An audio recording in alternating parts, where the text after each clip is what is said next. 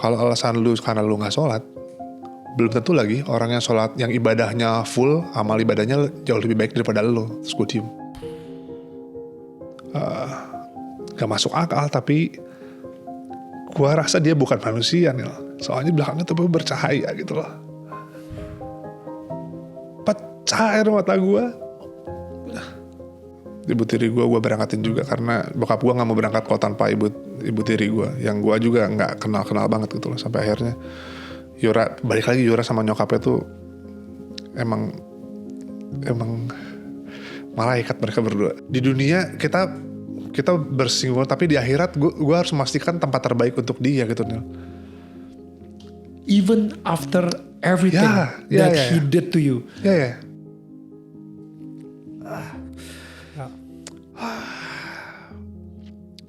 Ya itu point of view yang gak pernah gue pikirin sih.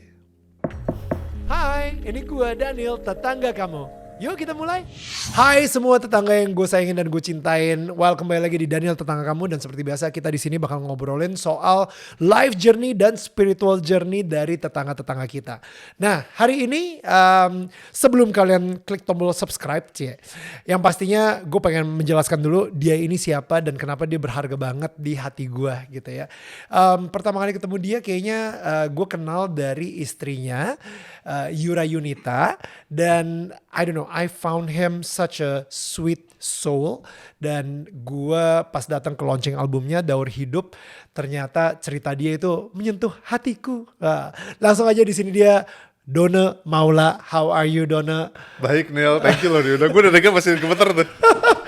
No bro, thank you so much for being our neighbor. Iya, terima kasih juga. Gue bener-bener sebenarnya gue udah pengen ngundang lu dari ketika gue ngedenger cerita hidup lo yang lo bagikan di Daur Hidup ketika lo lagi launching album itu. Gitu. And thank you untuk ngundang gue, by the way. Thank you banget. Ya karena gue tuh kalau mau cerita tuh nggak bisa ke sembarang orang. Gue tuh waktu pas proses launching album aja gue udah degan banget. Makanya gue memilih untuk mengundang orang-orang yang hati gue nyaman dengan hatinya gitu loh. Salah satunya lo. Thank you. Itu berarti lo 3 kali, ada 3 sesi kan itu kan? Ada 3 sesi. Berarti lu mengulang 3 kali tuh? Mengulang 3 kali. Oke, berarti sekarang yang keempat kali lah. Udah hafal ya?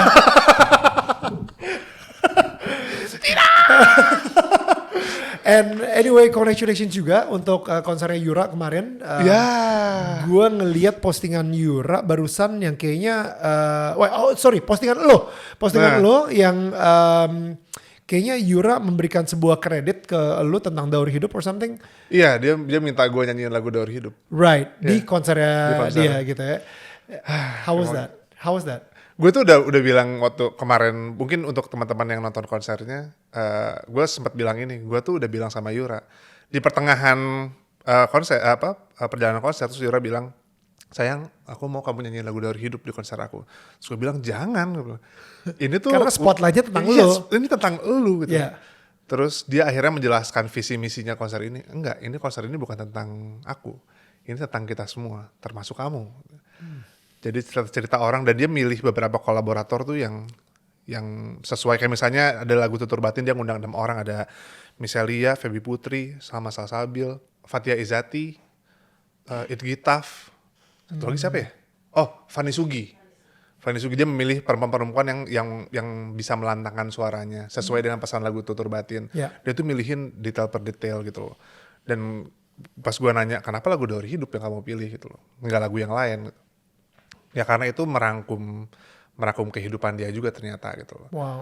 Terus merangkum kehidupan banyak orang gitu loh.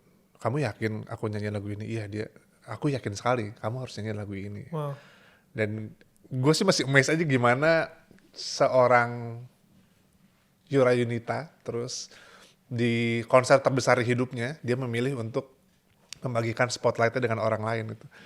Gue tuh sempat khawatir untuk yang ngerancang konser ya, gimana ya ini spotlightnya dikasih. Cuman setelah konsernya beres, akhirnya gue sadar gue melihat Yura jauh lebih bersinar daripada apa yang gue rancang gitu loh. Wow. Dengan gestur yang dia kasih ke orang-orang. Dia ngundang teman disabilitas yang dari awal dia selalu support di atas panggung dan di luar panggung. gue tuh semakin ngelihat dia semakin bersinar aja gitu Nil. She again, kalau misalnya gue bilang Donna ini sweet soul, Yura itu wah gue nggak tahu sih. Bersinar soulnya gitu kan. Bersinar banget sih. Yeah. Kita sempat terlibat di project film Glenn Fredly the movie, dan Yura sendiri sebagai pengisi original soundtrack dari film Glenn Fredly the movie. Dan habis itu kita juga obviously terlibat juga lari-larian kita sama Pocari Sweat sebagai salah satu Born to Sweat marathoner. Dan but you know what? Enough about Yura. I wanna get to know Donna better. Gabung-gabungin yang lain aja nih. Gue bisa nih PR-in yang lain. Let's go. Cukup gitu kan. Dan I wanna get to know you better. Dan I think kita mulai dari masa kecil lu aja sih, Don, yang yang pernah lu share di Daur Hidup launching gitu. Lu pegang tangan gue gak? Tangan gue dingin loh ini. Tangan gue mulai dingin tangan gue. Perlahan dingin. Aduh, ada keringet-keringet dinginnya juga lagi guys. Karena gue tuh gak biasa menceritakan hal-hal yang kayak gini, kecuali di kumpulan kecil kayak kemarin gitu. Betul. Yang tertutup gitu, gak gue bagikan ke banyak orang. Karena gue tuh gue tuh ngerasa dari kecil sampai sekarang tuh kalau gue ingin mengeluhkan sesuatu atau ingin bercerita yang tidak bahagia ke orang, itu rasanya kayak lu cari perhatian Don gitu. Ada rasa itu yang nolak di gue gitu loh. Jadi lumayan keringet dingin tuh karena ada penolakan di badan gue. Tapi salah satunya gue mengiyakan ajakan ke sini karena gue ngelihat konten lu ngobrol sama Yura, ngobrol sama orang lain tentang spiritual journey semua. Dan gue nyaman sama lu, makanya gue mengiyakan. Thank you ya. Manajer gue juga, Mas yakin Mas, kamu biasanya menghindar ya kayak gini-gini, tapi buat lu gue ayo deh gitu. Thank you banget ya Don. Masa kecil gue. Yes. Masa kecil gue nggak terlalu banyak memori sebenarnya, karena sampai sekarang kayak misalnya tadi sempat ada yang nanya, gimana? Gue balik ke Yura sedikit, gimana konser Yura? Gimana perasaannya? Jujur gue agak lupa. Karena gue dari kecil terbiasa tidak men-celebrate anything, Nil. Gue tuh dari kecil selalu terbiasa untuk nextnya apa. Jadi gue tuh selalu ngerasa nggak punya privilege untuk celebrating something. Atau untuk ngasih gue reward gitu loh. Kayak misalnya abis do something big terus gue makan yuk gitu loh. Gue tuh ngerasa ada yang salah gitu di gue. Karena gue hidup dari kelas 4 SD sama rumah nyokap gue sama adik gue perempuan gitu loh. Jadi ketika gue punya penghasilan yang berlebih gitu loh, gue mau jajan makan enak aja gue mikirin nyokap sama adik gue gitu. Right. Jangan. Siapa tahu bulan depan gue nggak ada uang, jadi gue simpen dan itu kebawa sampai sekarang gitu. Jadi masa kecil gue. Bokap di mana saat itu? Bokap udah cerai dari gue kelas 4 SD. Oke. Udah bercerai. Memori sama bokap gue, ada satu memori bokap gue adalah cuman rebut-rebutan bangun lebih dulu. Jadi gue sama bokap gue selalu bangunnya paling terakhir. Nyokap gue selalu teriak, yang terakhir bangun beresin kasur. Jadi sama bokap gue selalu rebutan itu. Itu memori indah. Hanya itu saja gitu. Sisanya Tapi masih ketemuan sama bokap atau bokap benar-benar hilang dari hidup lu saat itu? Pada saat itu hilang. Oke. Bokap gue balik lagi mungkin ketika gue umur 18-19. Itu pertama kali gue sign kontrak sama major label, sama Musika Studio waktu itu. Terus gue ada di TV, bokap gue SMS gue waktu itu. Ya gue gak tahu dapat nomor gue dari mana, dan ternyata gue tahu dapat nomornya dari adik gue gitu. Terus apa kabar bla, dalam hati gue, sorry kalau ini agak kasar, aja lo gitu. Kok baru sekarang tuh, udah gue diemin aja gitu loh habis itu. Jadi habis itu dia berusaha untuk memperbaiki hubungannya sama gue, tapi gue masih sorry bro gitu. Iya. Kontribusi lu di hidup gue apa gitu. Iya. Sampai akhirnya panjang sekali, sampai akhirnya gue kemarin sempat ngobrol 2 tahun lalu, 3 tahun lalu gue sempat ngobrol berdua. Akhirnya gue memutuskan ngobrol berdua. Oh, wow. Nah tapi sebelum ke situ, of course, susah sekali. Lebih keringet dingin dari sini. Wah iya. Iya. Gitu. Oh wow. Lu mau loncat ke sana atau mau kemana deh ceritanya? Boleh dong loncat ke situ bentar ya. Oke. Jadi karena gini, gue ngerasa memang fatherless issue ini sesuatu yang di hati gue itu membuat sedih banget, nggak tahu kenapa. Dan ayahnya masih hidup, tapi tidak hadir dalam hidup dia. Sehingga ketika lu tumbuh tanpa sosok ayah dan ayahnya tiba-tiba muncul entah dari mana, itu kayak wah, untuk lu bisa memaafkan, untuk lu bisa ngobrol sama dia, untuk lu ngebales WA atau SMS-nya dia, itu udah sesuatu yang besar banget gitu. Jadi gue mungkin di sini ada tetangga kita yang lagi ngalamin hal ini. Gimana, kita pengen belajar dari lu tuh, be honest. Gue ngerti bro, tenang aja bro, gue ngerti. Penolakannya besar sekali sih di tubuh gue. Bahkan gue tuh sadar betul mau bagaimanapun dia orang tua gue gitu loh. Gue harus ngurus gitu loh. Tapi misalnya gimana caranya gue ngebantu dia tanpa gue harus bersinggungan misalnya. Anggaplah dia lagi ada kebutuhan sesuatu, gue nggak mau ngasih materi ke dia, nggak rela gue gitu loh. Karena pada saat itu di pikiran gue masih ya gara-gara lu nyokap gue jadi sakit parah gitu loh. Keluarga gue luntang-lantung. Gue kelas 4 SD harus nyari uang buat nyokap sama adek gue. 4 SD mau ngapain gitu loh. Lu mikirin itu gak sih gitu loh. Gue minta nasi doang ke tetangga gitu loh. Sama di rumah cuma ada garam. Jadi gue makan nasi sama garam. Kerupuk itu adalah satu hal yang mewah buat gue gitu loh. Sama adek dan nyokap gue. Jadi gue selalu nunjuk ke bokap gue gitu loh. Salah lu. Walaupun gue gak ngobrol langsung ya. Sampai akhirnya misalnya dia ada kebutuhan, adek gue tuh selalu berusaha untuk reconnect sama dia. Dan adek gue cerita, Mas papa butuh ini, papa lagi gini. Mas ada nggak? Ada, tapi mas nggak mau ngasih. Gitu. Mas tolongin lah, oke gini deh, suruh dia usaha. Gitu. Nih, ini modalnya. Mas nggak mau ngasih ini, cuma ini buat modal, puterin. Jadi gue berpikir oke gue ngasih ini, dia suruh puterin sendiri, itu jadi penghasilan lu, silahkan aja. Gitu. Jadi gue hanya membantu sebatas itu saja. Tapi tidak kunjung baik juga gitu loh. Tabiat-tabiat lamanya masih ada. By the way teman-teman yang nonton ini, hubungan gue sama bokap gue sudah baik-baik aja sekarang. Nah itu yang kita pengen tahu juga, bagaimana sampai akhirnya bisa baik-baik saja juga. Sampai akhirnya gue tetap menolak sampai akhirnya sosok yang meyakinkan gue untuk ngobrol adalah Yura dan nyokapnya Yura. Mereka berdua tuh, Yura dan Mamah tuh selalu, Dona bisa gitu, nggak apa-apa ngobrol aja. Nggak mau, gue bilang nggak mau gitu loh, nggak mau. Sampai akhirnya gue agak lupa momennya apa sampai gue akhirnya memutuskan untuk oke, gue mau ngomong gitu loh. Oh momennya adalah gue mau menikah waktu itu. Mau setelah menikah atau menikah, pokoknya gue sama Yura ada obrolan tentang anak. Itu yang bikin gue, kalau gue punya anak gue harus selesaiin ini nih gitu loh. Gak mungkin gue turunin ini ke anak gue gitu loh. Wow. Aduh. Wow, kuat, ayo Dona kuat. Ya gue tuh gak mau anak gue punya beban yang diturunkan dari gue, diwariskan gitu loh perasaan ini. Makanya gue harus mutus ini gimana caranya. Salah satu caranya adalah gue menghadapi sumber masalahnya. Karena gue udah coba ke psikolog, gue udah coba ke psikiater, gue coba hipnoterapi, gue coba semuanya gitu loh. Karena pangkal masalahnya ini. Pangkal masalah yang gue cerita di launching album gue sempat mati rasa 8 tahun, salah satu pangkal masalahnya adalah ini. Jadi buat konteks teman-teman, ada rentang waktu 8 tahun gue tuh mati rasa gitu loh. Gue gak bisa ngerasain apapun, kayak robot, bener-bener gak bisa nangis. Pacaran juga cuman sebatas status aja, gak ada sparknya gitu loh.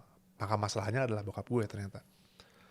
Sampai akhirnya gue ingat adik gue sempat ngomong, Mas, papa tuh punya satu cita-cita. Sebelum dia meninggal dia pengen naik pesawat bareng sama anaknya. Oh oke, gue ingat itu. Udah gue telepon adik gue, Jeng kamu kosong gak jadwal gitu. Oh kosong mas, ada apa gitu. Tolong tanya papa kosong juga gak jadwalnya, mas mau ngajak ke Bali. Terus gue beliin tiket, mereka baru dari Bandung berangkat. Gue kebetulan masih ada manggung, jadi gue ketemu di Bali. Jadi di Bali itu gue nyampe duluan, gue ambil mobil rental, gue siapin dulu semuanya. Jadi gue jemput mereka, udah ada mobil gitu. Udah kita 4 hari di sana. Hari ke adik gue akhirnya tahu maksud tujuan gue ke sana. Adik gue gemeter sekali, mas gimana ini, mas yakin mau ngomong? Kasihan papa. Terus gue bilang, kamu gak kasihan sama kita berdua gitu. Kita harus omongin ini gitu, tenang aja kok gitu. Di pikiran gue tuh gue akan teriak, Betul. gue akan marah, Lu lampiaskan gue semuanya. akan lampiaskan berpuluh-puluh tahun apa yang gue alami, kesulitan apa, semuanya tuh kan gue dalam durasi yang sangat panjang. Terus pada hari ketiga di hari hanya gue ngomong, papa ntar jam 7 abis sholat isya mas mau ke kamar, mas mau ada yang diobrolin. Oh iya, bokap gue kayaknya udah sense itu. Akhirnya gue peluk adik gue, mas mau ngomong ya gitu. Masuk, gue duduk kayak gini berdua, posisinya mirip kayak gini. Cuman ini di kasur bokap gue. Terus gue mulailah bercerita tentang perasaan gue seperti apa. Anehnya pas gue bercerita itu, gue gak ada marah-marahnya sama sekali. Intonasi gue tuh kayak gini, papa, mas kecewa sekali sama papa. Perasaan kayak gitu kurang lebih. Dan gue gak ada tangis sama sekali pada saat itu.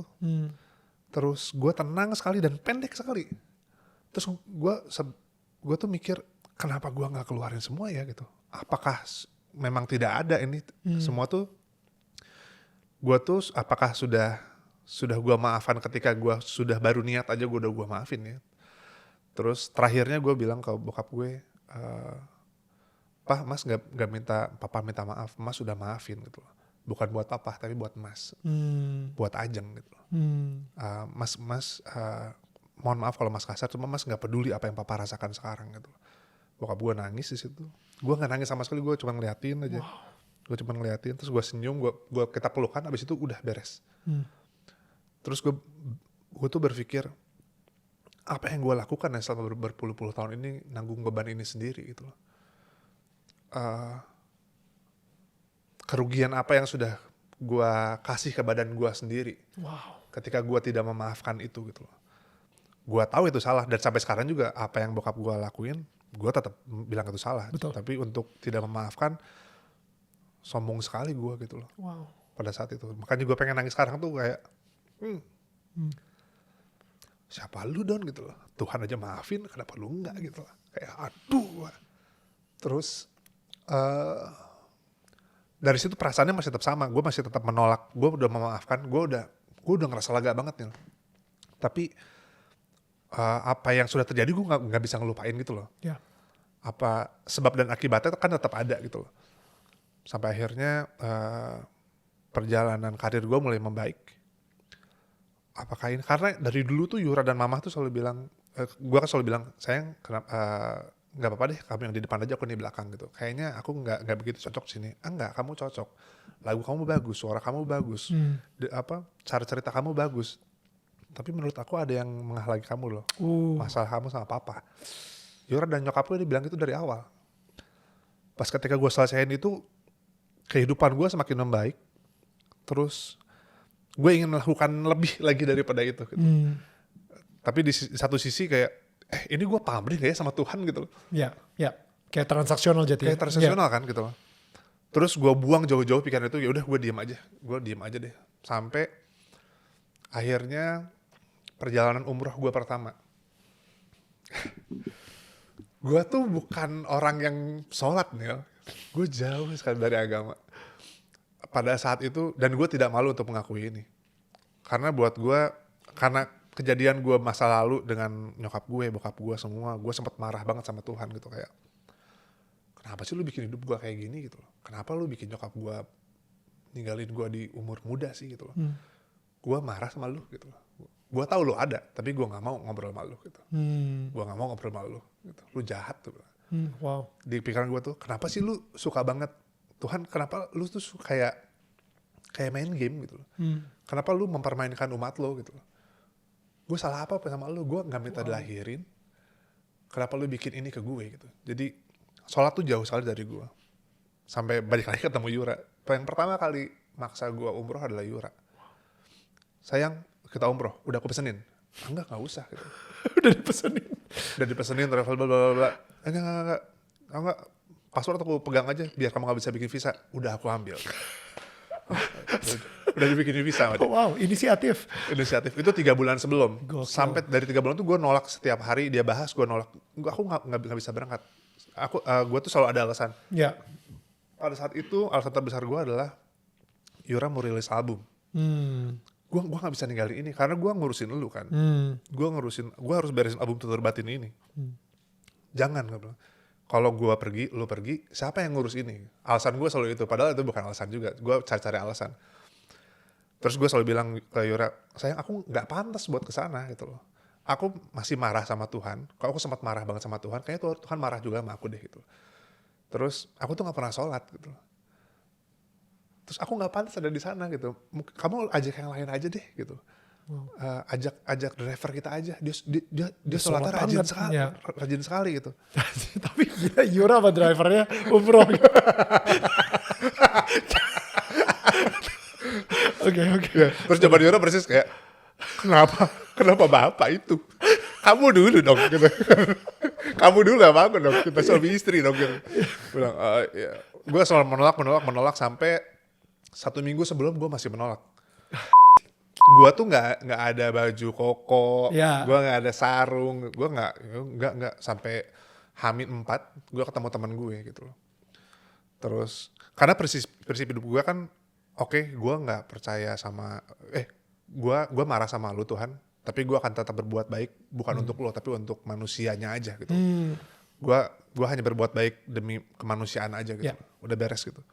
Sampai ada gue ketemu sama sahabat gue, terus gue cerita, gue dipaksa umroh nih, kapan? 4 hari lagi. Lalu gila lu, ya berangkat lah. Enggak, nah itu gue baru bilang ke dia alasan sebenarnya, gue ngerasa gak pantas, gue malu untuk kesana. Gue bilang, siapa gue gitu datang ke rumah Tuhan dengan berbagai macam kotoran yang melekat di gue gitu. Wow. Terus dia bilang, Don, kalau alasan lu karena lu gak sholat, belum tentu lagi orang yang sholat, yang ibadahnya full, amal ibadahnya jauh lebih baik daripada lo. Terus gue diem. Aduh, iya lagi gitu. Bener nih menurut lo gak apa-apa, berangkat aja dong gitu. Kalau lo emang dibenci sama Tuhan, kalau gak diterima, ya lo paling lo ada apa-apa di sana, ya lo terimain aja gitu. Ya sih, ya belum. Di situ baru ya udah deh. Kalau misalnya memang Allah benci sama gue dan gue nggak pantas ada di sana, gue pasti ada apa-apa di sana. Pasti digagalin. Ya. Pasti digagalin, ya udah. Di H-3 gue baru, ya udah sayang kok berangkat. Dia senang sekali, Yura senang sekali. Gue baru nyari di baju koko sama sarung di marketplace, beli sendal macam-macam. Tiba-tiba gue semangat banget. Berangkatlah gue ke sana. Pertama kali gue nyampe di Madinah jam 7 malam, jadi sholat Isya. Terus gue nggak sempat sholat di masjidnya, gue lari, terus udah keburu sholat di pelatarannya, gue ngebalik badan sholat di pelataran aja akhirnya. Terus malam-malam bokapnya Yura ngajak gue untuk tahajud, sholat malam gitu. Jadi kita setelah tidur bangun bisa tahajud, gue tahajud di masjid. Tahajud tuh jam berapa ya biasanya? Setelah sholat Isya dan sebelum sholat subuh. Oke. Tapi syaratnya kita harus tidur dulu. Oke. Harus ada jeda tidur. Jam 1 pagi, 2 pagi gitu nggak sih biasanya? Masih bisa. Jadi gue kesana jam 1 pagian. Wow. Gue ke masjid sama bokapnya Yura, gue sholat. By the way, pada saat itu sholat gue, karena gue udah lupa bacaan sholat. Wow. Gue tuh ngerekam di handphone gue, bacaan sholat, semua sholat lengkap itu, sholat sunnah, terus sholat zuhur, asar, isya, maghrib, subuh, gue rekam semua. Gue taruh di sini. Jadi gue ada earpiece. Kalau misalnya lagi sholat berjamaah nggak apa-apa gitu. Kan ada yang bacain ya, ada imamnya. Tapi kalau enggak, gue play dari sini gitu. Jadi gue baca, dengar suara gue sendiri gitu. Karena gue nggak hafal gitu. Terus abis sholat tahajud, dari awal Yura tuh selalu bilang, sayang catat doa-doa kamu mau apa aja, kamu minta apa ke Tuhan gitu. Apalagi di tahajud itu. Ya, pokoknya selama di sana catat doa kamu, karena penting banget, doanya harus spesifik dia bilang. Gue bilang, enggak kok, aku percaya sekali dengan isi kepala aku tahu kok apa yang mau, enggak, catat ya. Udah gue sambil ngedumel gitu, gue inget banget di bandara itu mau berangkat, ya aku catat, nih aku lihat catat. Gitu lah. Si anak rebel ini. Saya kira dari sholat tahajud menuju sholat subuh tuh lama sekali, panjang sekali waktunya. Gue ngapain ya? Gue doa deh. Gue yang mau ngebantu banget ya. Oh sorry, sebelumnya gue mau doa gitu, beres sholat tahajud gue doa. Terus gue blank, gue doa apa ya? Gitu. Kenapa gue nggak tahu doanya? Ya udah gue doa seadanya, beres. Baru gue buka handphone. Akhirnya gue doa lihat handphone gitu loh, panjang. Yang detail-detail itu? Detail banget gitu. Salah satunya adalah pada saat itu gue belum sama manajer gue yang sekarang. Terus gue ada tim kecil buat ngurusin guanya sendiri. Jadi tim buat label ada, buat guanya as an artist ada lagi. Ya. Terus gue ngerasa salah satu doanya adalah ya Allah, aku pengen dong punya tim yang inisiatifnya tinggi, yang nggak harus disuruh, mereka udah jalan sendiri dan ide-idenya mengalir terus ya Allah. Gitu. Aku pengen punya tim seperti itu. Gitu. Kalau memang kamu ada, beres doa panjang. Kalau memang kamu ada, tolong wujudin salah satu doaku. Dari banyak doa itu salah satu doa gue. Ya. Beres gitu, itu sekitar jam 3:30 pagi lah. 3:30 pagi. Doa beres, amin. Gue masih ada waktu setengah jam lagi ke sholat subuh gitu, sejam lagi. Gue duduk, tiba-tiba ini handphone gue di sini. Tiba-tiba, dung, Mas aku punya ide gimana kalau ini kita apa ini? Tung, tung, tung. Terus semuanya chat personal, nggak di grup. Wow. Apa ini? Gue bilang. Ini Allah. Gue nangis itu Nil. Wow. Pertama kali, wah apa ini? Habis itu gue baca lagi doanya, gue doa dengan sungguh-sungguh sambil nangis gitu. Ya Tuhan, tolong, pengennya kayak barusan.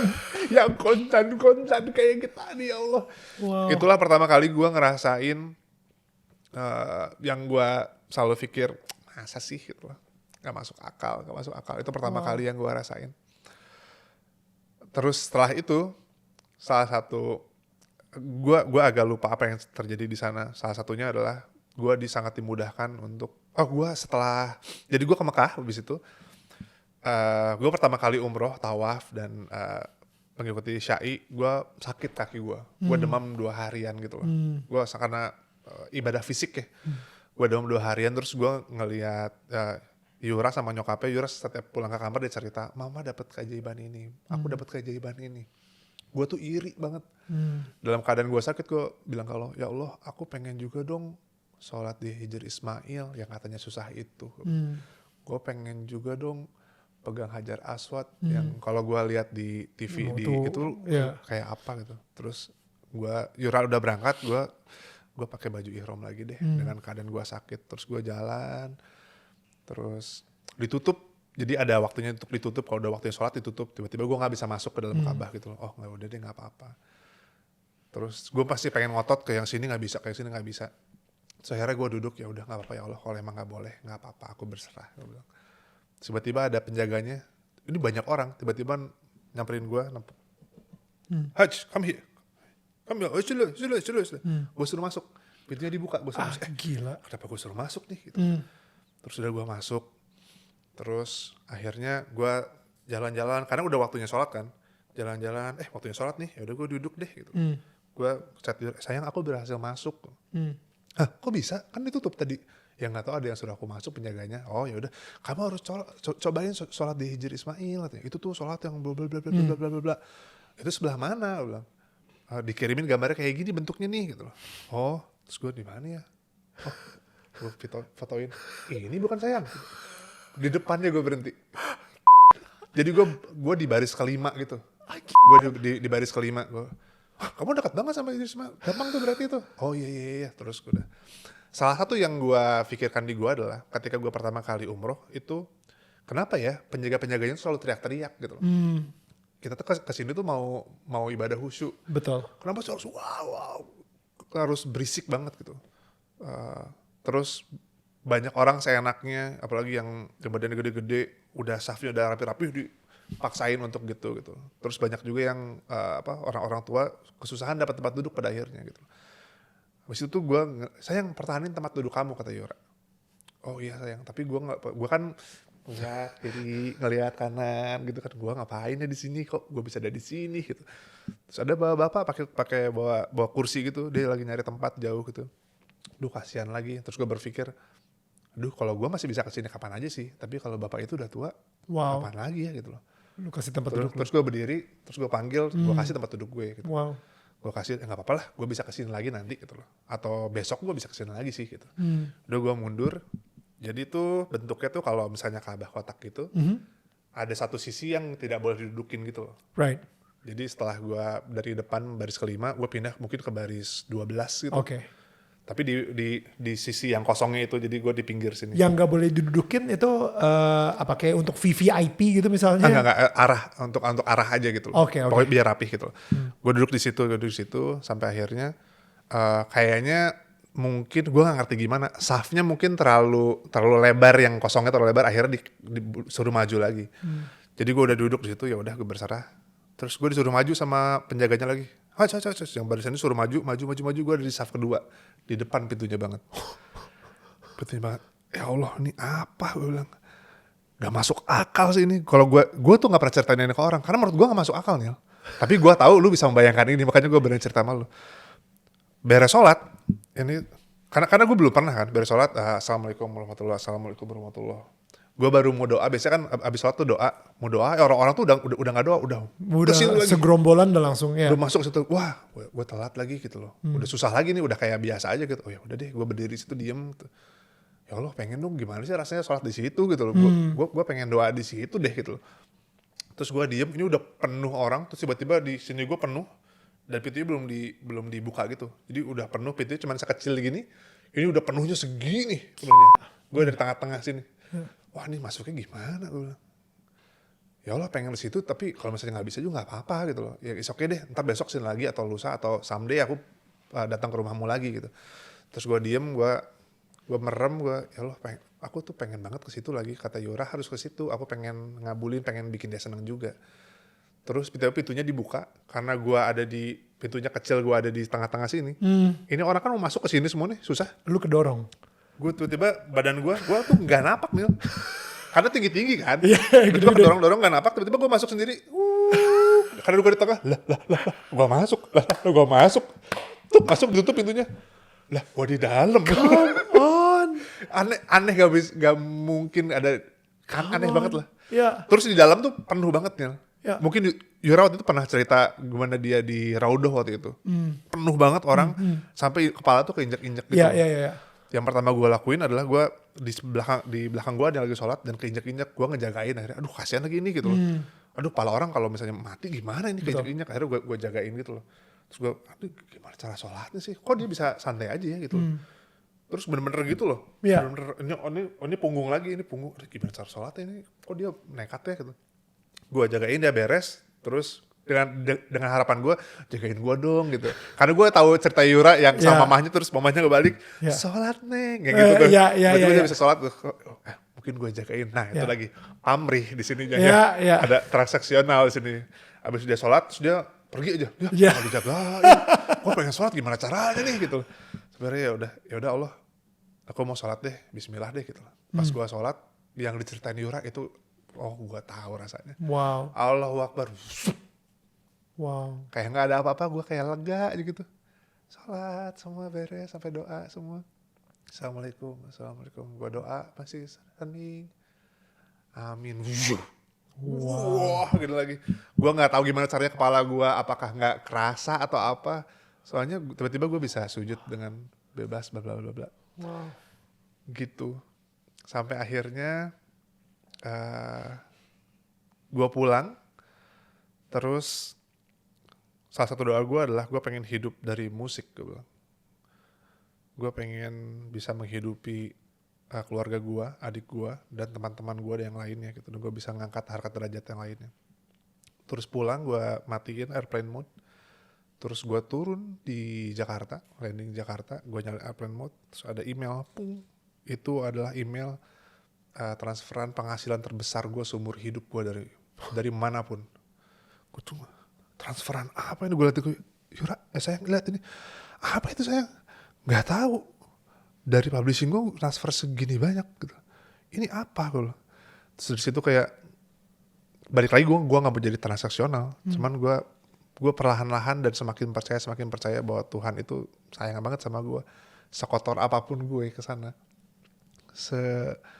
serebel apapun anaknya ini, pas balik ke sana tetap dipeluk loh Nil.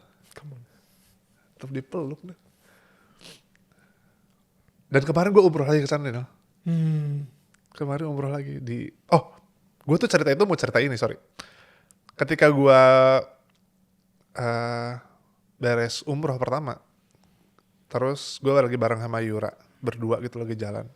Terus gue lagi ngeliat ke atas, ngeliat burung-burung. Di tengah bencinya gue sama bokap gue, tiba-tiba gue ngucap ini ke Yura, sayang aku pengen ngumrohin papa ke sini. Tiba-tiba Yura nangis, Yura cerita ke nyokapnya nangis. Tapi gue pada saat itu entah keucap, abis itu diungkit lagi gue tetap nggak mau gitu. Enggak. Sampai akhirnya tahun lalu gue berangkatin dia umroh bersama ibu tiri gue. Ibu tiri gue berangkatin juga karena bokap gue nggak mau berangkat kok tanpa ibu tiri gue, yang gue juga nggak kenal banget gitu loh. Sampai akhirnya Yura balik lagi, Yura sama nyokapnya tuh emang malaikat mereka berdua. Iya. Kayak yang nuntun gue gitu loh. Sampai akhirnya berangkat mereka berdua. Terus gue memutuskan lagi berangkat tahun ini. Aduh, gue gak siap ceritanya lagi. Gue kemarin berangkat bareng sama teman-teman, sahabat-sahabat gue, sama Iki, Lini, Vidi, Sheila. Berdelapan kita bareng. Dan tujuan gue kesana tuh mau ngejagain Lini. Karena gue janji sama Lini, dia mau alaf, dia pertama kali. Jadi gue ngejagain, dia lagi hamil besar. Umroh pertama gue full ngejagain. Terus gue ngerasa, kok gue gak dapet getaran kayak waktu itu ya. Gitu. Waktu pertama, gue tuh gak ada sama sekali gitu loh. Terus gue sendiri sama Yura, aku mau sendiri deh gitu. Lini pengen ikut lagi. Ya udah gak apa-apa, dijagain lagi. Tapi gue tuh ngerasa, tapi kaki gue udah gak kuat yang kedua itu. Terus di tawaf kedua kan 7 kali, tawaf kedua gue udah aku mau out aja deh gitu. Sakit banget kaki gue. Tapi gue berdoa sama Allah, ya Allah, aku tuh pengen banget punya momen kayak dulu lagi, bergetar sama dirimu, terus kita berkoneksi gitu. Tapi kenapa sekarang nggak ada gitu? Kalau emang gue kesini sekarang tugas gue cuma buat ngejagain, ya nggak apa-apa sih gitu loh. Kalau emang tugas gue fungsi gue di hidup di dunia untuk menjaga orang lain, gue ikhlas. Tapi sembuhin gue gitu loh, bikin gue kuat. Tiba-tiba gue kuat, kayak gitu nih. Come on. Ini sakit ini betul. Gue ngejagain sampai beres lagi yang kedua. Beres itu, setelah beres pulang ke hotel gue prima, sampai hotel gue sakit lagi. Habis itu gue punya niat buat umroh badalin mamah gue. Gue merayakan orang tua yang sudah meninggal gitu loh. Pada saat itu gue nggak ada getaran juga. Getaran untuk mamah ya beda rasanya gitu, kayak umrohin orang tua, wah sedih. Tapi buat gue sendiri tetap nggak ada. Pulang dari Mekah kita ke Madinah. Di Madinah, mungkin sholat di makam Nabi kali ya. Di makam Muhammad. Gue sholat di sana, khusyuk sih gitu, indah sih. Tapi bukan ini yang gue cari gitu. Apa ya gitu. Sampai akhirnya gue jalan-jalan sendiri. Terus gue memisahkan diri dari grup. Sorry ya, gue butuh waktu sendiri. Gue diam di masjid. Gue doa. Gue nggak tahu. Lebih tepatnya, gue tuh doa ke Tuhan, apa yang aku cari sekarang gitu loh. Aku tuh membutuhkan sesuatu tapi aku nggak tahu apa-apa gitu. Apa yang aku butuhin ya Tuhan gitu. Sampai akhirnya gue jalan sendiri, gue keluar deh. Gue udah gabut, gue keluar. Gue foto-foto sendiri di depan masjidnya. Di depan masjid gue foto-foto sendiri. Bagus ya, kosong gitu loh. Terus gue jalan, tiba-tiba ada sosok laki-laki gede gitu. Gue agak lupa dia aksennya mana. Cuman dia minta tolong gue fotoin dia sendirian gitu. Brother, boleh fotoin gue nggak? Sini gue fotoin. Terus banyak orang kan. Terus gue bilang ke dia, kalau mau, ini gue sempat foto di sini nih gitu loh. Nih kosong sekali, mau gue anter nggak sana? Nggak apa-apa, gak usah ngerepotin. Aduh maaf ya kalau ngerepotin, gue cuma minta foto di sini aja, nggak apa kok. Nggak apa-apa, saya nggak ada kegiatan juga kok. Sini saya fotoin. Maaf ya kalau ngerepotin, maaf ya. Dia selalu mengulang kata itu. Maaf ya kalau ngerepotin. It's okay gitu. Terus dia foto, gue fotoin. Nih gimana nih gitu. Boleh nggak pakai mode portrait, dia bilang. Boleh. Maaf ya kalau ngerepotin. Dia ngulang gitu terus. It's okay, gue bilang. It's okay. Gue juga dengan senang hati gitu batin. Ini lu mau lu nya yang fokus atau masjidnya yang fokus nih? Gue bilang. Dua-duanya boleh nggak? Maaf ya kalau ngerepotin. Dia ngulang gitu terus. It's okay, sampai akhirnya bagaimana? Bagus nggak? Bagus. Mau difotoin lagi nggak? Enggak usah. Maaf ya kalau misalnya ngerepotin. It's okay brother. Terus dia ngeluarin tangan, bilang terima kasih. Gue bilang terima kasih. Thank you ya. You're welcome. Thank you. Terus gue mau pergi, dia ditahan tangan gue.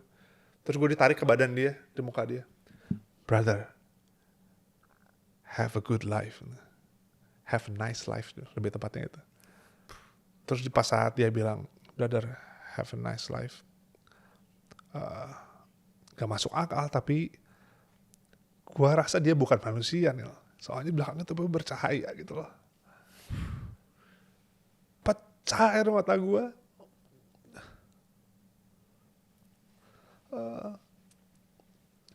Karena Karena gue beranggapan gue itu hidup untuk membantu orang gitu. Tapi nggak ada yang pernah bilang gue untuk menikmati hidup gue gitu.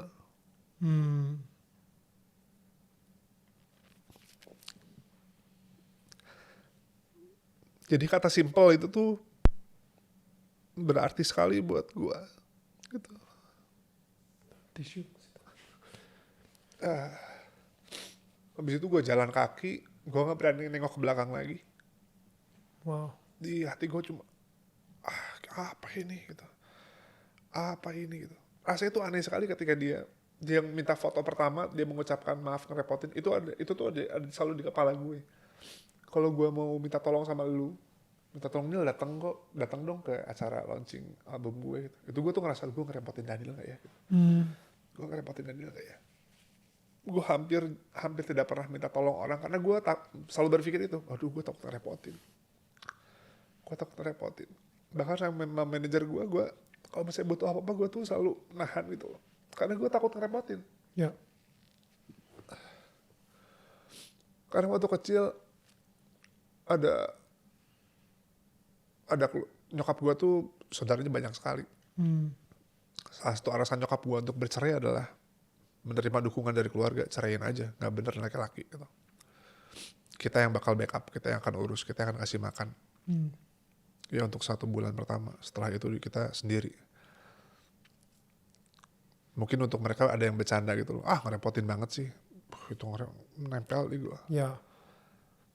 Jadi sampai sekarang gue tuh takut ngerepotin orang dan gue nggak sadar ketika orang itu bilang, aduh maaf ya kalau ngerepotin, dan gue selalu bilang, nggak apa-apa, it's okay, nggak apa-apa, it's okay. Pas dia bilang, have a nice life, karena gue selalu mengucapkan tuh, have a nice day. Terus gue selalu bilang itu ke orang. Bahkan gue punya lagu judulnya Semoga Harimu Menyenangkan. Hai, semoga harimu menyenangkan. Tapi ketika kata day diganti life tuh, gue udah expect ini orang bakal have a nice day gitu, have a nice life. Gue rasanya, gue tiba-tiba ngelihat kayak lu tiba-tiba bercahaya, terus cahayanya masuk ke gue hangat sekali. Titik kemarin hidup gue lumayan berubah sih. Gimana cara gue ngelihat dunia, gimana cara gue nge-treat diri gue sendiri, gimana cara gue, banyak hal di kehidupan ini. Dan ini baru kejadian kemarin setelah gue hidup 40 tahun gitu. Gue ngerasa kayak ada malaikat yang diturunkan untuk ngasih tahu ke lu kalau, aneh sih mikirnya ya. Tapi kayak selama ini semua problem-problem yang lu punya, dari lu ditinggalin bokap, abis itu 8 tahun mati rasa, abis itu hidup lu kayaknya lu sempet marah sama Tuhan, lu sempet ngambek sama Tuhan. Padahal sebenarnya Tuhan itu punya sebuah purpose, sebuah tujuan untuk hidup lu gitu. Dan kayak dan ini semua harus terjadi untuk menjadi Donna Maula yang sekarang gitu. Untuk lagu lu bisa nge-impact banyak orang, untuk cerita lu bisa nge-impact banyak orang, untuk cerita lu atau kata-kata lu itu bisa memberikan kekuatan bagi banyak orang dari cerita hidup lu juga. Untuk itu kayak Tuhan tuh harus ngirim malaikatnya untuk bilang, sorry ya Don ya, selama ini gue ngerepotin lo. You know, it won't be like this anymore. Have a nice life. You know what I mean?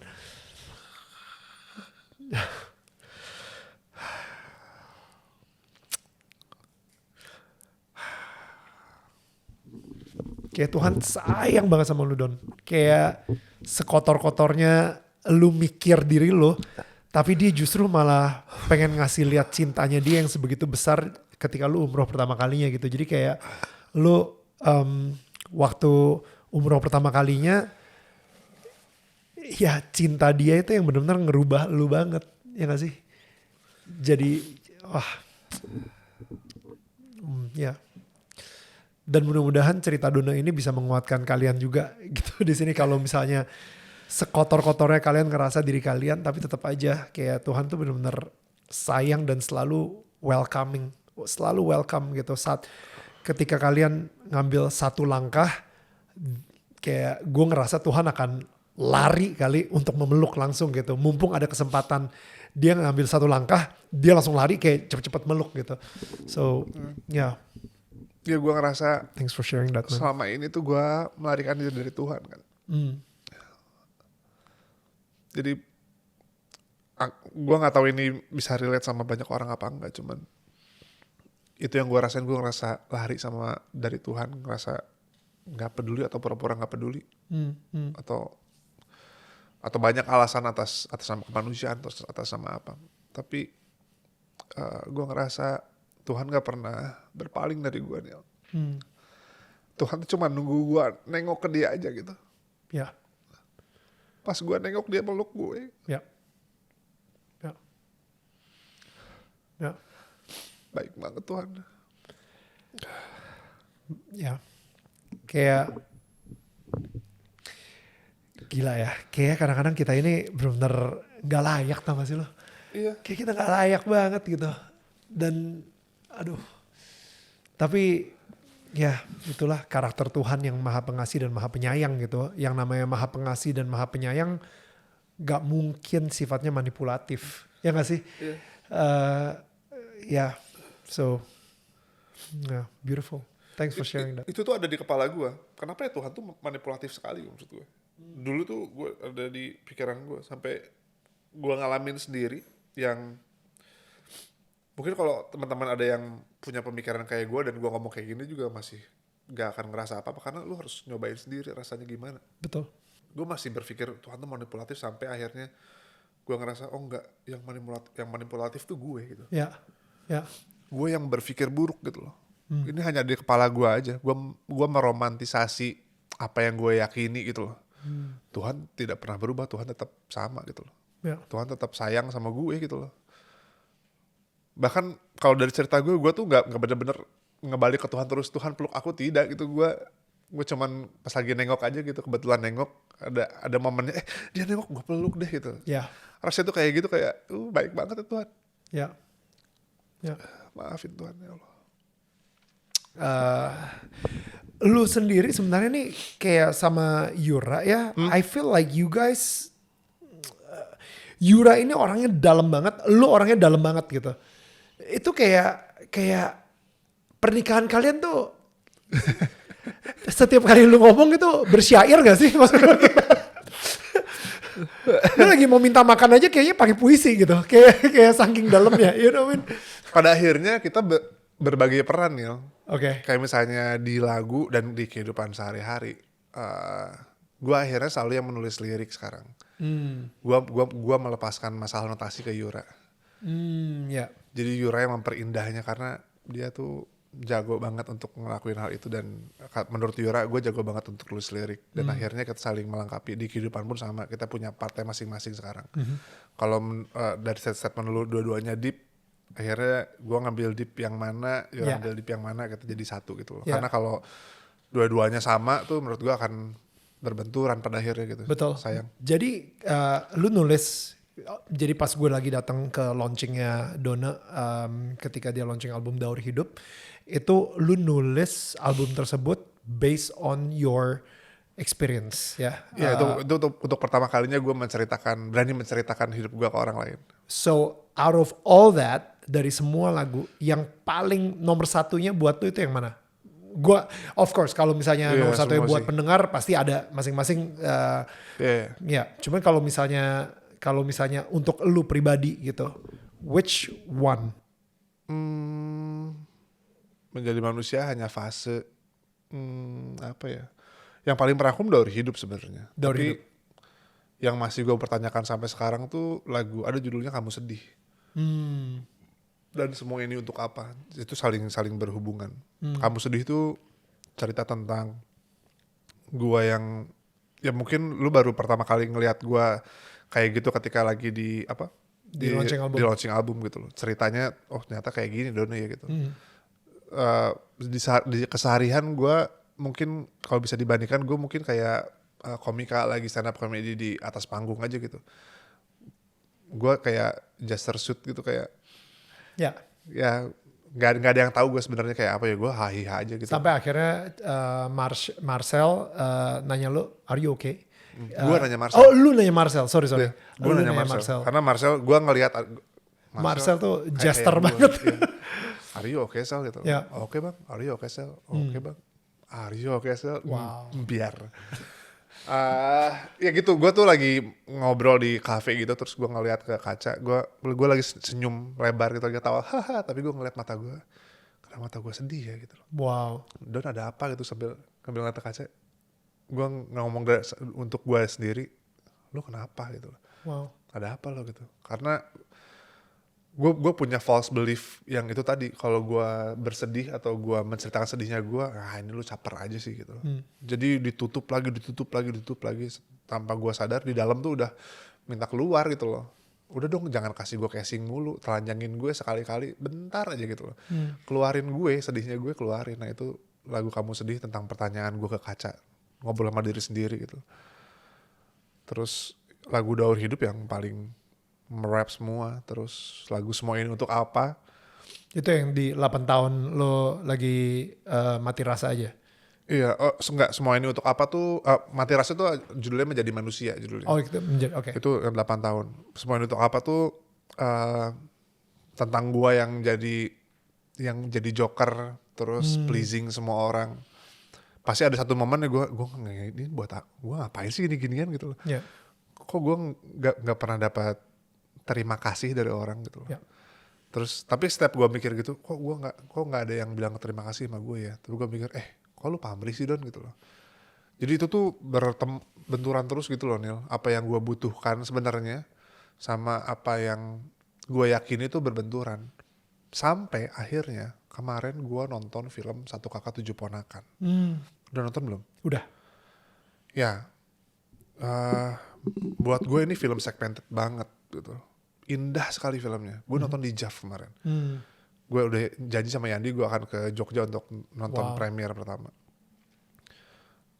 Moko, ada salah satu karakter Moko. Dari awal kemunculan dia gue langsung, wah kayaknya gue gak bisa nonton film ini sih gitu loh.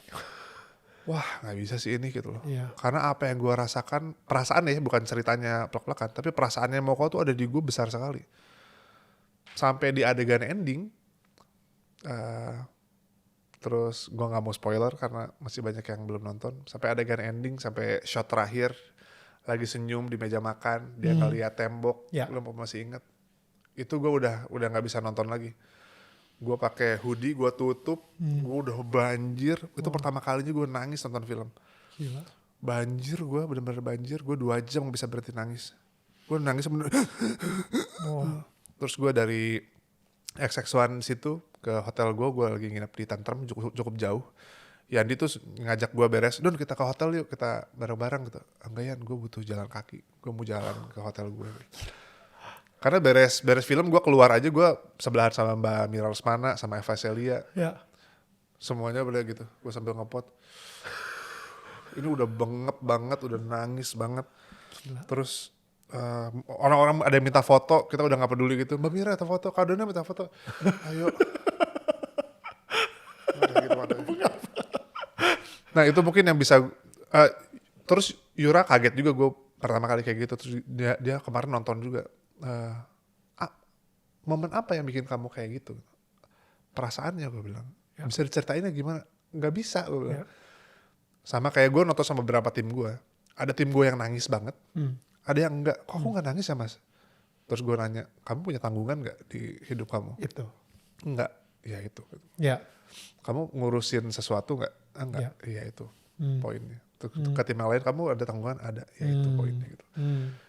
Ya perasaannya tuh spesifik gitu, didesain spesifik. Nah mungkin kalau teman-teman yang mau tahu perasaan saya gimana, nonton Satu Kakak Tujuh Ponakan. Soalnya lu kelas 4 SD, satu-satunya laki di keluarga lu, dan lu ngerasa sangat bertanggung jawab. Ya kayak si karakter Moko ini. Iya, harus Harus bertanggung jawab. benar-benar harus Betul. sekejap. Apa nih gitu, gue Ya. dapat tanggung jawab sebesar ini. Ya. Dan gue nggak tahu gimana caranya kan. Dan I think lu walaupun mati rasa, ya dan mungkin itu juga yang membuat lu mati rasa gitu. Yeah. Bahwa oke, gue gak peduli, inilah hidup, ya gue harus jalanin, I have to survive. Iya. Dan Iya. gue selalu berpikir besok gimana gitu loh. Tapi kalau orang tanya, Don lu punya plannya ke depan? Enggak, gue bilang. Kayak misalnya dulu pertama kali sama beberapa pasangan gue sebelum Yura, tanya plan kamu 5 tahun lagi apa, 10 tahun lagi apa? Enggak ada, gue bilang. Gue maksimal apa yang gue bisa lakuin hari ini. Gue yakin kalau gue hari ini maksimal, di depannya cerah kok gue gitu loh. Ya. Karena gue dari kecil terbiasa besok makan apa, besok makan apa, hari ini kerja apa gitu loh. Gue 4 SD ngapain ya, gue nyari duitnya gimana? Gue bilang ke teman-teman sekelas gue, ada yang mau dikerjain PR-nya nggak? Sini sama aku bisa gambar loh, PR gambarnya aku yang kerjain. Gue nggak bisa gambar padahal.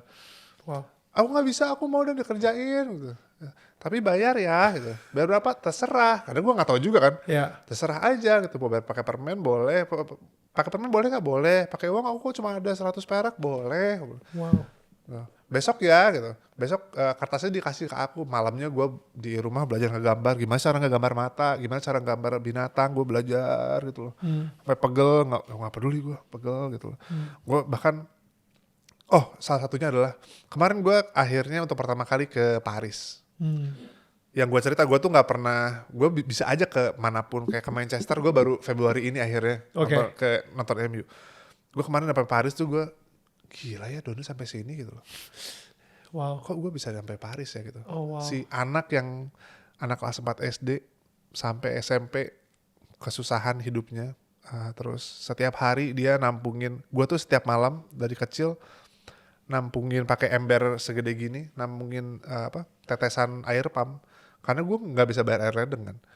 Jadi gue dari jam gue nunggu semua orang tidur, tetangga gue di gang itu tidur. Jadi gue ada satu pipa tetangga gue yang netes, gue tadahin pakai ember, gue bawa ke dalam ke kamar mandi, ke bak, gue gituin, gue nungguin lagi.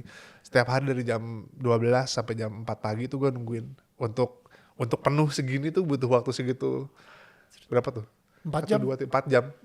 Untuk segini untuk mandi satu hari gitu loh. Untuk mandi satu hari tuh gue tiap malam tuh nungguin. Kalau gue udah sakit, nyokap gue yang nungguin gitu loh. Bisa ya sampai sini ya si Dona gitu. Bisa sampai Paris. Bisa sampai Paris gitu. Makanya gue kalau misalnya nggak perlu mandi, nggak usah mandi, save water. Gokil. Gue berusaha. Gue tadi kayak ini tuh interview ini gue berusaha slide mungkin tapi susah ya. Di sini nggak bisa slide gitu loh. Maaf ya semua tetangga-tetangga kita ya. Kayak kita akhirnya dikenalnya dengan wah ini bakal berat deh. Tapi nggak apa-apa, kita segmented banget. Gue ngerasa memang hanya yang punya frekuensi tersebut yang bisa ngerti juga gitu. Makanya komentar-komentar netizen ini juga nggak banyak men. Iya. Karena nggak nyampe. Frekuensinya belum nyampe. Nanti kalian akan nyampe juga. Yes. Gue doain. Lu sadar gak sih kalau misalnya gue sebenarnya nanya cuma satu pertanyaan gitu. Iya. Satu pertanyaan, gimana tuh ceritanya sampai lu bisa memaafkan bokap? 1 jam kemudian. Ya juga. Dan to be honest, jawabannya gue masih belum dapetin gitu bro. Iya. Okay. Maksudnya yes, gue udah ada satu momen dimana lo duduk berduaan sama bokap dan itu lo ngomong secara singkat dan mungkin bisa dibilang walaupun itu tidak sempurna, tapi itu merupakan sebuah benih yang udah ditanam, benih memaafkan yang udah ditanam walaupun tidak sempurna, tapi akhirnya bisa membawa lo umroh sama bokap. Jadi momen ketika lu akhirnya memberanikan masuk ke pokok masalahnya, lu ngomong sama bokap lu, sampai akhirnya lu bisa umroh bareng sama dia, apa yang terjadi di tengah itu gitu? Gue sadar gue bukan Tuhan pada akhirnya. Gue tidak berani melangkahi dia. Yang tadi gue bilang, Tuhan aja maaf, kok gue gak maafin ya? Di kepala gue tuh, bokap gue adalah sumber masalahnya. Kenapa dia gagal Seorang ayah. sebagai seorang ayah gitu loh. Tapi pada saat itu gue sadar dia juga nggak tahu gimana caranya menjadi seorang ayah ya gitu. Terus kalau dia nakal gitu loh. Kalau dia gagal, gue juga bisa melakukan kegagalan itu gitu. Terus gue mencoba merubah mindset gue bahwa dulu kan gue tuh nggak punya sosok ayah nih. Gue tuh selalu marah akan hal itu. Mungkin kalau misalnya gue punya lu ada di sini nafkahin gue bisa sekolah, gue bisa hidup dengan layak semua bla bla bla. Gue tahu bagaimana cara gue tuh punya sosok yang jadi seorang suami itu seperti ini gitu loh. Karena gue nggak ada gitu loh. Sampai akhirnya gue sadar beberapa sahabat gue tuh termasuk Yura, kamu tuh ini banget ya, sabar, baik, bla bla bla bla bla bla gitu loh. Yang gue anggap itu sebagai pujian. Di titik itu gue, apa mungkin ini ya hasil kegagalan bokap gue? Iya, memang gue nggak punya role model ayah yang baik seperti apa, suami yang baik seperti apa, tapi gue tahu yang buruk, yang gagal seperti apa. Wow. Jadi gue nggak akan lakuin itu yang kayak lu lakuin gitu. Terima kasih lu udah ngasih pembelajaran sama gue, karena gue tahu efeknya ke anaknya seperti apa, ke istri seperti apa, ke anak ceweknya seperti apa gitu loh. Jadi gue nggak akan ngambil jalan itu. Terima kasih lu udah berani lu ngambil jalan itu. Wow. Dengan semua caci maki dari gue, dari mantan istri lo, dari anak cewek lo untuk lo gitu loh. Ya lu berani ngambil jalan itu gitu loh, untuk ngasih pembelajaran ke gue. Gila, itu perubahan perspektif yang gokil banget sih. Di situ gue ngerasa, oh ya, semua orang bisa. Karena gue juga pada saat itu kan gue ngerasa, yang gue cerita sama lu, gue juga jahat gitu loh, gue tuh ngerasa kotor gitu loh, karena nggak percaya sama Allah, karena nggak jarang sholat gitu loh. Terus kalau Allah aja mau meluk gue, kenapa gue nggak mau meluk manusia lain ya gitu loh. Wow. Di Islam kan hablumminallah gitu loh, ke Allah dan ke manusia lainnya. Kalau gue tuh selalu bangga, gue nggak apa-apa nggak sholat, toh gue baik sama orang gitu loh. Toh gue baik sama orang, nggak apa-apa, ke atasnya gue nggak apa-apa. Jadi anasnya aman, ya Allahnya ya nantilah. Iya. Terus gue selalu bangga akan hal itu, tapi ada satu orang nih, manusia lainnya gue baikin, satu orang kenapa gak gue baikin ya gitu loh.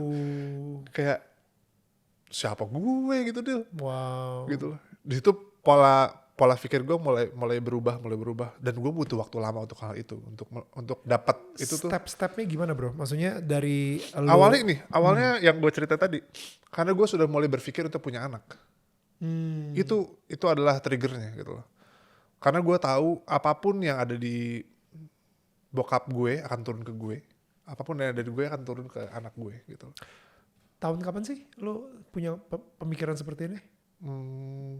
Gue kayaknya 3 tahunan, 4 Oke. tahun mungkin. Oke. Sekitar segituan. Jadi 2022. No. Ya 2021 awal. 2021 awal. Itu lo pengen punya anak dan habis itu karena baru menikah 2020 kan, terus akhirnya berpikir ini kita mau punya anak setelah ini nih gitu. Jadi 2021 lo akhirnya ngomong hal tersebut sama bokap, dan akhirnya baru tahun lalu umroh sama bokap. Iya, tahun lalu. Jadi selama 3 tahun itu yang step-stepnya sampai akhirnya lu bisa membangun hubungan lagi dengan bokap tuh seperti apa? Sejujurnya untuk hubungan baik lagi sih belum ya, gue nggak tukeran WhatsApp, nggak apa gitu loh, masih awkward. Cuman gue bingung menceritakannya dari mana. Cuman yang pasti apapun gerak-gerik yang gue lakukan untuk memperbaiki hubungan gue sama bokap, itu ada peran Yura di situ. Yura yang selalu ngebisikin gue, makanya gue bilang Yura itu kayak malaikat ya sama nyokapnya gitu loh. Ngebisikin gue sampai sepertinya itu adalah keinginan gue sendiri gitu loh. Tanpa dia nyuruh, dia kayak ngehin sesuatu. Bahkan dia tidak, sayang kamu telepon papa. Tidak pernah seperti itu. Gitu loh. Kayak nyokapnya Yura, tiba-tiba dia ada di Garut tempat bokap gue gitu. Tiba-tiba ngirim foto, kita lagi di rumah papa nih, Dona gitu loh. Terus gue, ngapain sih mau bapak kesana gitu loh. Nggak apa-apa gitu loh, kita pengen ini aja. Dari gestur-gestur kecil itu tuh akhirnya gue mulai timbul pemikiran-pemikiran, iya ya, kok gue sesombong itu ya gitu loh. Terus akhirnya gue mulai telepon bokap gue gitu loh. Tapi itu harus ketika gue ada pikiran itu gue harus langsung melakukannya. Misalnya gitu, kayak misalnya si adik gue lagi bareng sama gue sama Yura gitu loh. Adik gue, mas papa sakit nih gitu loh. Pengen ditanya sama mas, pengen ditengok gitu. Ah enggak, males ah. Kalau nelfon nggak apa-apa sih. Gue langsung ambil telepon gue langsung video call gitu. Wow. Harus saat itu juga. Kalau enggak gue pasti akan nolak dan banyak alasan Ada lagi. justifikasi lain-lainnya. Iya. Jadi gue harus segera video call apapun yang ada di gue pemikiran sedikit pun ada pemikiran Logika, kayak gue pengen iya. ada willing gue untuk reconnect sama bokap gue, untuk connect sama bokap gue harus segera melakukannya. Gitu. Iya. Jadi itu yang gue latih. Ada terbesit apapun gue harus telepon dia. Ini gue telepon dia. Walaupun setelah telepon gue apa sih gue telepon gitu loh. Ya. Tapi itu harus gue latih. Nyambung, ya. Tapi udah nyambung jadi akhirnya gue ngobrol. Bahkan bokap gue tuh ketika gue mau hadiahi umroh gitu, gue tuh video call dia sama adik gue, kita video call bertiga yuk. Pah, gimana keadaannya, kesehatannya? Gue pertama nanya kesehatannya dulu gitu, karena masih suka olahraga nggak, jalan kaki, karena di sana kan ibadah fisik gitu. Suka jalan kaki, oke. Mas mau ngajak papa umroh gitu. Oh makasih banyak, dia bilang. Tapi papa kayaknya enggak deh gitu. Papa mau sama ibu aja, mau sama ibu tiri nanti. Papa udah janji, nggak apa-apa. Papa udah nggak muda, gue bilang. Terus, nah sekarang umroh. Nanti kalau misalnya udah ada rezekinya, ibu lagi ngumpulin, berangkat umroh berdua lagi aja. Oh iya, makasih. Habis itu dia ngomong ke adik gue bilang ke gue, papa akhirnya menolak gitu. Wow. Papa nggak mau berangkat gitu. Terus gue marah kan, pasti. Gimana sih gitu? Gue tuh udah ngumpulin keberanian dan gue mau ngasih buat elu gitu loh. Ya. Terus sampai akhirnya itu pamrih banget sih, maksudnya transaksional banget. Transaksional banget kan? Ya kan. Terus sampai akhirnya gue beberapa bulan kemudian ini gue harus berangkatin nih gitu loh. Gue telepon lagi, gue video call lagi, Pak gini berangkat umroh bla bla bla. Enggak, dia lagi ulang tahun waktu itu. Gue telepon lagi ulang tahun. Terus umroh dua waktu itu dia minta dibeliin meja pingpong, tenis meja. Nah di momen-momen kayak gitu aja, ketika gue udah mulai, gue memaksakan diri gue, dari pihak satunya tuh nggak ngerespon dengan yang lu ekspektasikan sih. Iya, jadi dari gue yang mulai membiasakan diri untuk reconnect sama dia, terus di tengah itu penolakan dari dia juga ada, bukan penolakan untuk reconnect sama gue ya, tapi niat baik gue untuk dia tuh ditolak juga gitu. By the way gue harus minta maaf, papa kalau lihat ini mas minta maaf, tapi ini mas harus ceritain. Sampai akhirnya gue memutuskan untuk udah deh berangkat sama bini lo deh gitu. Berangkat deh gitu. Udah gak punya alasan lagi kan lo. Ya. Gitu. Soalnya gue tuh berpikir pada akhirnya bukan, gue tuh takut dia keburu sakit. Pertanyaannya, kenapa lu desperate banget pengen umrohin bokap lu dulu ya? Aduh. Gue ngerasain apa yang gue rasain di sana. Karena gue ngerasa, gue balik lagi, gue tuh tidak pantas untuk Allah, untuk Tuhan gue gitu. Ketika sana gue dipeluk sebegitunya. Dan gue ngerasa bokap gue tuh adalah ayah yang gagal buat gue. Dan ketika gue ajak umroh, penolakan dari dia, gue ngelihat gue ada di dia. Dia ngerasa gak pantas untuk kesana. Jadi dia cari-cari alasan untuk enggak gitu loh. Semakin dia enggak, semakin gue menggebu gitu loh. Makin gue menggebu, enggak harus sana. Lu harus ngerasain apa yang gue rasain. Harus kesana gitu. Karena mau gimana pun dia bokap gue nih. Gue harus ngejagain dia dunia akhirat gitu loh. Di dunia kita bersinggungan, tapi di akhirat gue harus memastikan tempat terbaik untuk dia gitu nih. Wow. Even after everything he did to you. Ya. Itu yang bikin gue menggebu. Lu harus berangkat sekarang gitu loh. Gue nggak tahu kapan waktunya, berapa lama lagi gitu. At least kaki lu berjalan dengan baik untuk berjalan kaki, gue nggak tahu berapa lama lagi. Jadi lebih cepat lebih baik. Bahkan ketika dia udah nggak punya alasan untuk menolak karena gue udah. Ibu tiri lu juga. Gue berangkatin deh. Gitu. Ya. Dia tetap nolak. Enggak, ibu kayaknya ibu belum ada jadwalnya karena ibu tiri gue ngajar di sekolah gitu loh. Dan dia baru saja kecelakaan, bisa terguling lagi, jadi ininya lagi parah tangan. Ya. Dia pakai alasan itu untuk menghindar sampai akhirnya nggak mungkin ibu ini karena agamis sekali dan tutur katanya juga guru gitu loh. Akhirnya untuk pertama kali gue beranikan video call ibu tiri gue. Ibu tiri lo. Itu di depan nyokapnya Yura, di depan bokapnya Yura, di depan Yura. Karena Yura sama nyokapnya tuh selalu coba lagi. Nggak mau. Gue sempat bilang, ini kalau gue coba sekali lagi untuk nyuruh papa umroh dan dia tetap nggak mau, gue akan marah sekali dan gue nggak mau ngomong sama dia seumur hidup. Gue bilang, gue sakit hati gitu. Terus tapi kayaknya ibu mau deh, kata nyokapnya, kata Yura. Enggak gitu loh. Ini orang tuh nggak punya kontribusi di hidup gue gitu loh. Kenapa gue harus telepon dia? Gue bilang.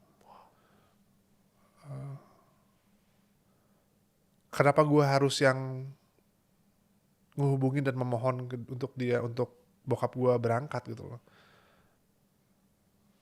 Karena gue masih berpikirnya yang menghalangi adalah ibu tiri gue kan. Kenapa dia menghalangi anaknya untuk ngumrohin bapaknya gitu loh. Terus dia, yaudah nih yaudah mas telepon ya gitu loh. Mas telepon nih, gue telepon ibu tiri gue. Terus, assalamualaikum, tumben ada apa mas gitu loh. Tumben udah telepon, aduh jadi deg-degan, ada apa mas gitu. Oh ya ibu, bla bla bla. Ibu udah dengar kabarnya, mas mau ngomrohin ibu sama bapak.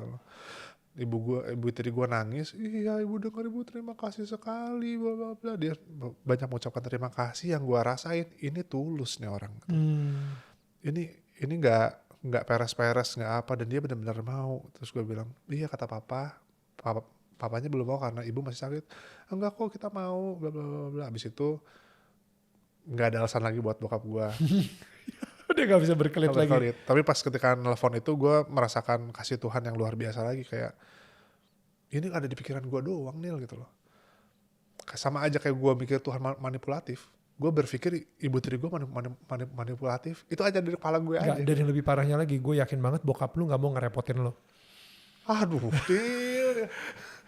Karena kan kalian sama banget. Bokap lu juga pasti, udahlah kita jangan ngerepotin lah. Aduh ngapain sih ngerepotin Dona. Gue yakin sih, yakin-yakinnya.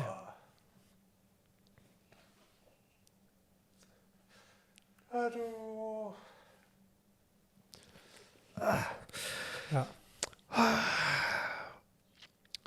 Ya itu point of view yang gak pernah gue pikirin sih.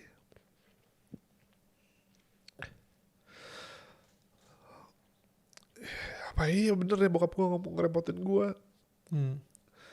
Apa iya bokap gue ngerasa malu mungkin sama gue. Ya. Tapi di titik ini gue bisa bilang ke bokap gue, enggak pak, gak ada yang repotinnya. Mas ikhlas sekali. Karena mas pengen ngejagain papa nanti di akhirat. Aduh. Emang MC jago lu. Podcast macam apa ini guys? Tuhan. Ya itu. Ya. Yang sangat mungkin terjadi point of view itu yang thank you dulu udah ngasih tahu itu ke gue.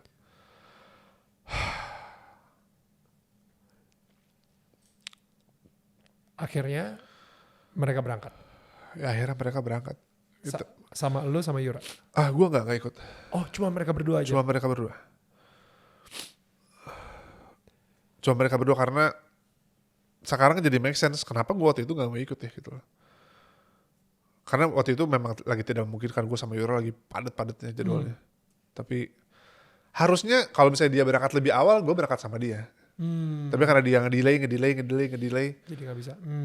Gue juga pada saat itu nggak bisa jadinya nggak bisa berangkat bareng deh. Cuman dengan point of view lu barusan, mungkin akan lebih berat untuk bokap gue dan ibu tiri gue ketika berada di tanah suci bareng sama gue ngelihat. Mungkin ada rasa ngerepotin, ada rasa bersalah, mungkin yang bikin malah jadi nggak lancar gitu loh. Nggak setulus itu sih di situ ya. Men, waktu Tuhan bro. It's like semuanya sempurna. Lu sempet nanya sama dia? Sorry, lu sempet nanya sama dia kayak bagaimana setelah pulang dari? Nggak berani gue. Oke. Nggak berani. Bukannya nggak mau, tapi lebih ke nggak berani. Gue tuh nggak berani. Gue nggak berani mencampuri magical momennya dia dengan Tuhan gitu loh. Gue justru nunggu dia cerita sebenarnya. Karena kayak misalnya tadi yang gue rasain ketika gue umroh kemarin, ada orang have a nice life itu. Gue tuh nggak mau cerita ke siapa-siapa sampai akhirnya ada orang yang nanya gitu loh. Untuk pertama kalinya gue cerita ke Yura pun di lagi makan malam, meja makan gitu loh. Di sana akhirnya dia penasaran apa yang terjadi gitu. Karena dia sense sesuatu, gue akhirnya mungkin di point of view dia gue agak berbeda, terus gue baru lo ceritain. Iya, dia nanya terus ada apa? Enggak ada apa-apa. Karena gue tadinya pengen nge-keep itu buat diri gue sendiri gitu loh, kayak ini mungkin gak sih kejadian kayak gini, kayak nggak masuk akal gitu, tapi gue ngerasainnya real gitu loh. Terus gue mencoba denial, mungkin ini romantisme gue, imajinasi gue gitu loh. Gue kecapean apa gitu loh. Sampai akhirnya gue ceritain lagi ke Yura. Waktu itu lagi bareng-bareng meja makan, cuman lagi pada pergi orang-orangnya. Kamar dulu. Gue akhirnya berdua sama Yura, gue coba ceritain, mengulangi apa yang gue kejadian. Terus gue nangis di situ. Ini bukan bukan imajinasi gue, emang hal yang real. Terus orang-orang itu pada balik lagi, Vidi, Sheila pada balik lagi, ngedengar cerita gue dan mereka pada nangis gitu. Berarti energinya emang real. Nah, gue nggak mau nanya itu duluan ke bokap gue. Gue berharap dia cerita ke gue gitu. Gue masih nunggu sih sampai sekarang. Dia bakal nonton kok. Sorry Nil, kalau gue nggak jawab apa yang lu tanyain, gue nggak bisa It's so funny. Gue kata-kata udahlah, jangan ngerepotin. Itu ternyata harga diri gue atau pride atau ego. You know, sesuatu yang sebenarnya dibenci banget sama Tuhan. Pride itu tau gak? Dan pride itu juga yang bisa merusak hubungan antara ayah dan anak, antara suami dan istri. Pride itu yang bisa merusak hubungan antara manusia, dan pride itu yang setan gunakan untuk merusak hubungan kita dengan Tuhan. Tapi I think gue gak tau ya, gue ngerasa gue excited banget to be honest untuk ngedengerin album lu berikutnya. Karena I think ini dari hati yang udah jauh berbeda. Daripada daur hidup. Point of view gue beda banget sekarang. Which is good, lu punya rekaman daur hidup ini gitu. Jadi lu punya jejak perjalanan hidup lu dalam lagu gitu. And I think gue yakin banget dan gue yakin banget ya, kayak the next album that you're creating, impactnya itu justru bakal healing buat orang-orang banyak. Impactnya mereka akan merasakan cinta Tuhan kepada mereka, kepada hidup mereka. Sama seperti Yura yang setiap liriknya, setiap lagunya, setiap karyanya itu kayak ketika kita dengerin kayak ada pelukan aja. Nah bro, lu harus dengerin lagu barunya, Tanda judulnya. Tanda. Belum rilis sih, cuma kemarin sempat dibawain di konser. Oke. Sayangnya gue tidak diundang. Curcol. Gak, bercanda. Tapi yes, gue dan Tanda lo yang nulis. Gue apa Yura tulis. Lu sama Yura yang nulis. Well, again, let's talk about Dona. Oke. Gue nggak sabar banget untuk ngedengerin album lu berikutnya, because I know for sure that album bakal menjadi soul healing buat gue, dan kayak gue akan merasakan pelukan yang sama ketika lu ngerasa dipeluk di umroh lu gitu. Amin. Udah cukup sampai sini aja. Gila, kita kayaknya bisa terus-terusan. Ini ada souvenir ya buat Dona. Thank you so much. Apa nih? Ini nih bentuknya ini. Oh, thank you banget. Ya, lu kan lagi bangun rumah nih. Ya kan? Iya, bener. Jadi untuk rumah baru, ya siapa tahu bisa ditaruh juga ini. Bisa. Untuk mengingatkan bahwa sudah ada cahaya dari rumah lo, dan rumah cahaya ini kita berharap bisa menyinari tetangga-tetangga sekitar. Amin. Itu dia. Bagus banget. Dona, thank you so much, man. Ini prestasi loh gue kesini. Sumpah. Milestone. Gue seneng banget, asli gue seneng banget. Thank you so much. Teman-teman yang nonton YouTube, kalau kalian banyak yang bilang prestasi YouTube itu masuk YouTube-nya Om Deddy, nggak salah, harus ada 2, YouTube Deddy dan Daniel tetangga kamu. That's really too kind of you. Thank you. So kepada semua tetangga-tetangga kita, thank you banget yang udah nontonin Daniel tetangga kamu bareng sama Dona Maula. Dan gila. This is, I did not expect pembicaraan kita bisa serial ini, and mudah-mudahan kalian juga bisa ngambil. Dan kalau misalnya ini adalah sesuatu obrolan yang mungkin bisa menguatkan tetangga-tetangga kalian, share this video to them, khususnya yang mungkin tidak pernah merasakan kasih seorang ayah, atau mungkin tidak percaya lagi sama Tuhan dan tidak percaya lagi dengan konsep umroh misalnya. Ya, please share this video to them. Siapa tahu video ini bisa merubah hidup mereka menjadi lebih baik lagi. So thank you so much. Tetangga saling menyangga dan bukan menyangga. Bye guys.